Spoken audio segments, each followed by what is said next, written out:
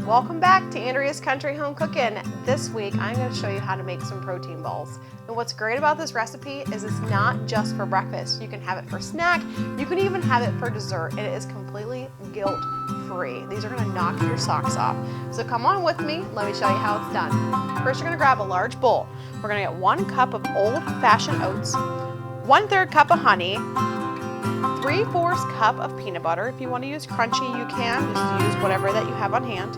1 teaspoon of vanilla, a 1/2 cup of vanilla protein powder. I use Lady Boss Lean, but you can use whatever you want. You're going to mix all of it together really good till it's going to form a ball. You're going to take an ice cream scooper, or I use a cookie scooper, and you're going to scoop little tiny balls, and I place them on beautiful little cupcake cups. And then I like to put sprinkles on because sprinkles make everything better. And then you can place them in the refrigerator and they will literally keep in your fridge for a couple weeks. These will knock your socks off and totally guilt-free. Enjoy!